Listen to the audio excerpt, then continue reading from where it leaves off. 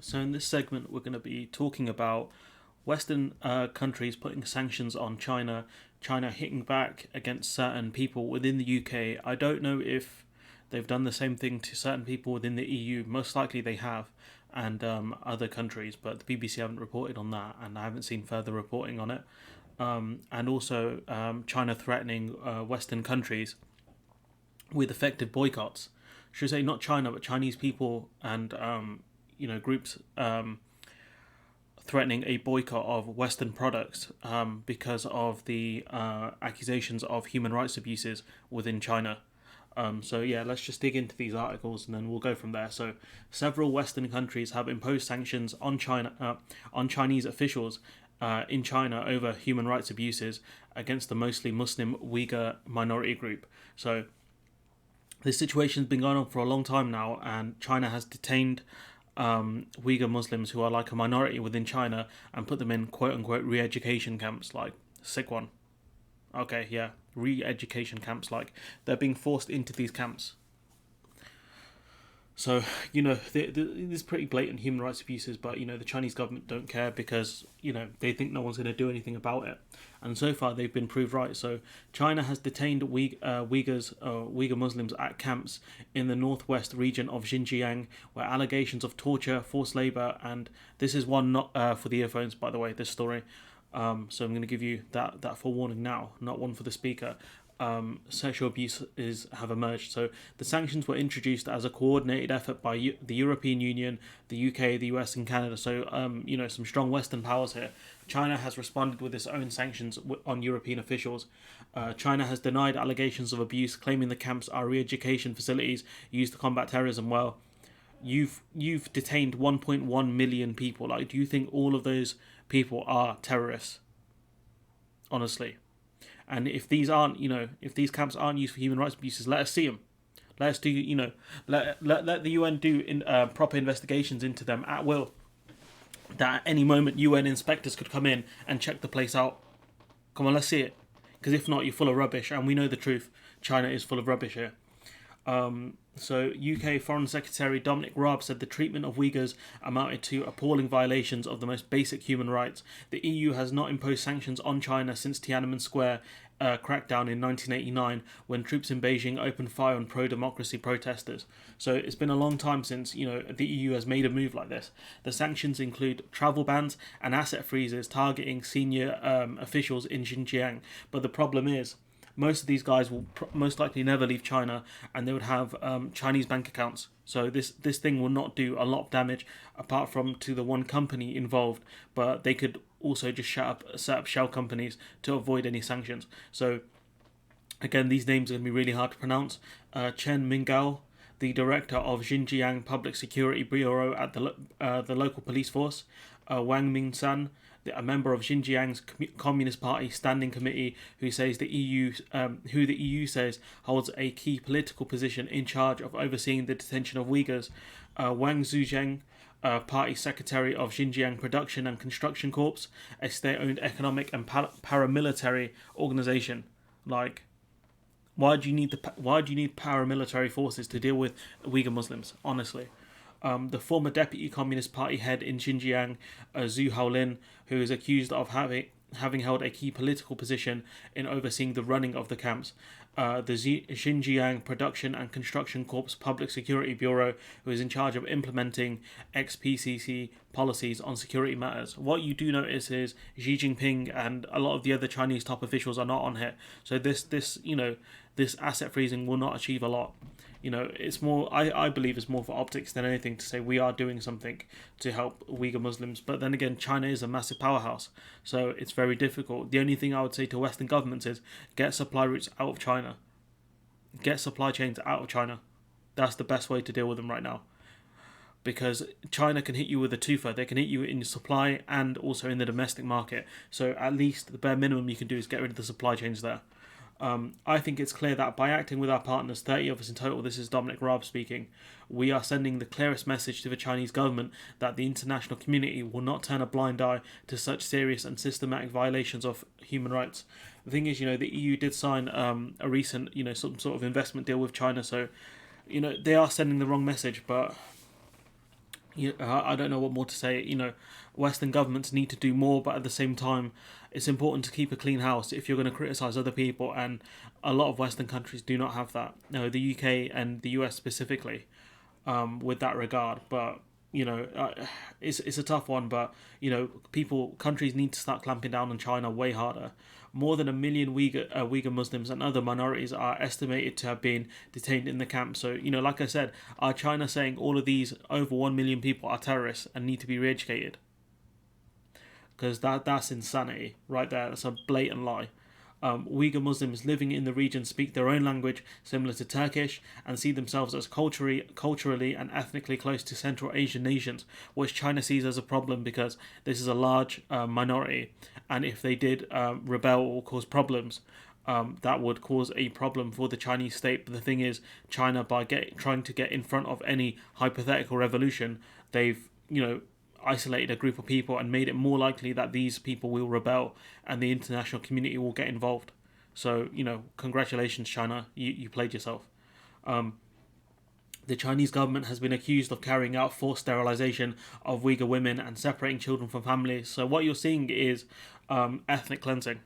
What you're seeing here is ethnic cleansing, that they're getting rid of not just the group of people alive, but also stopping them from having children, which ends their bloodlines. Shocking behaviour. The Chinese government has also been accused, we've mentioned that, a BBC investigation published, again, one for the earphones, published in February contained first-hand testimony of systematic rape, sexual abuse and torture of detainees. One woman testified that women were removed from their cells every night and raped by one or more masked Chinese men. Is this how you deal with alleged terrorists?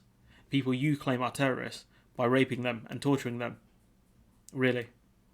A former guard at one of the camps who spoke on the condition of anonymity described the torture and food deprivation of inmates. And the thing is, stuff like this comes from the top down. So this was ordered by someone high up within the Chinese government to do this sort of stuff. The question is who? How has China responded?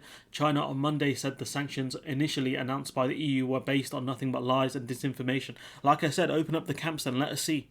Let us see what you're doing. Let us talk to people. Get these people out of these detained camps. Come on.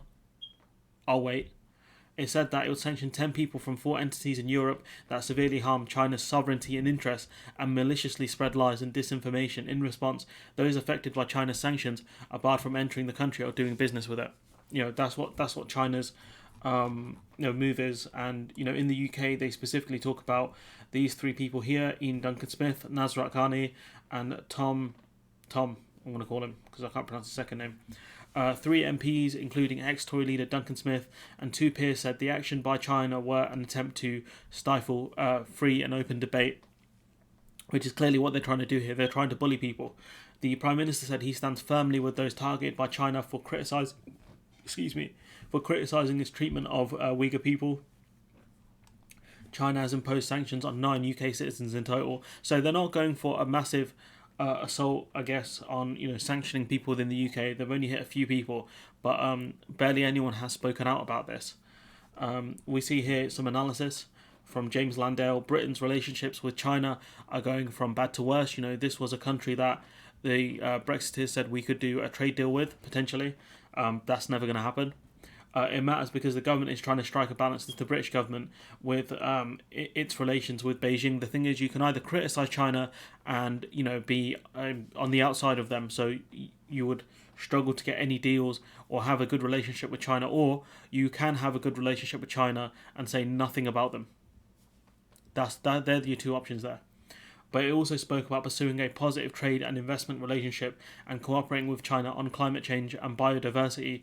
All that has become a little harder still. And the thing is, I don't think we'll get too many cooperation agreements with China. Obviously, the Chinese government know how dangerous things like climate change are, so they're not going to do anything stupid on that front, even though they have done a lot of damage to the environment.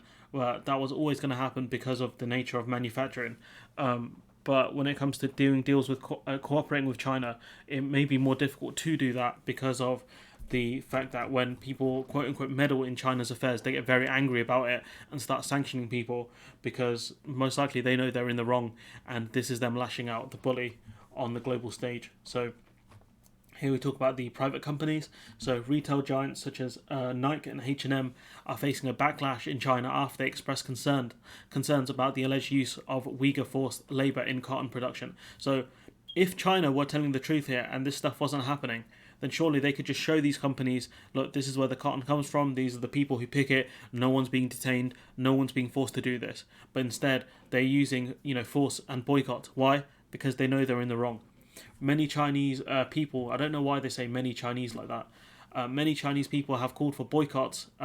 Celebrities have cut ties, and e-commerce platforms have dropped H&M. So these businesses are taking a hit from this financially. So, it is very brave and very strange that they're doing this. Both companies have said in separate statements they were concerned about reports that Uyghur Muslims are being forced to pick cotton in Xinjiang, and that they did not source the products from the region. So I'm not 100% sure what that means, but my belief is that what these companies are saying, Nike and H&M, are saying that we don't source our cotton from Xinjiang, and we are concerned about the area. That's my interpretation.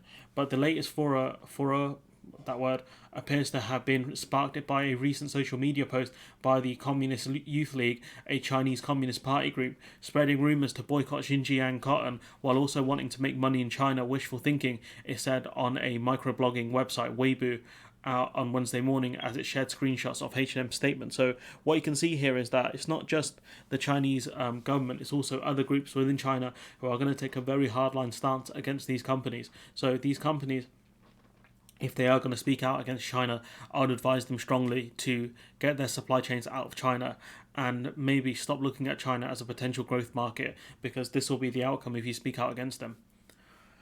State media outlets have launched campaigns defending Xinjiang's cotton and criticizing the brand. So, this is blatant state propaganda, saying that, one Uyghur farmer, fought to work in that place for the high earnings. But my question would be that, what was this person doing before he worked there? Because if it's the case that he was in a detention camp and they were told that, look, you need to fight to work in this farm, then, that wouldn't be surprise me. But, I think this is a blatant lie, to be honest. State broadcaster CCTV, which is just a weird name for a state broadcaster, said H&M, a multinational firm with headquarters in Sweden, had miscalculated in trying to be a righteous hero, and that it must pay a heavy price for its wrong actions. See, that sounds to me like you've done something wrong here, and you're mad at H&M for trying to speak out, and therefore you're saying it must pay a heavy price. It sounds very villainy, my friend. Very villainy. H&M China has also not yet responded to queries from the BBC, but the company has posted a statement on Weibo on Wednesday saying it respects Chinese consumers as always, and that it does not represent any political position. But the thing is, as much as human rights shouldn't be political, they should be the basis of, any state, any country. What we can tell from this is that China are making this political. By Wednesday night, at least 3 major Chinese e-commerce platforms, Pinduoduo, JD.com and Tmall, have withdrawn H&M products from sale, report said. So this is effectively a boycott of Chinese products. We don't know how far up the chain this boycott comes from, how far up these orders come from, but I'd assume they'd be quite high up.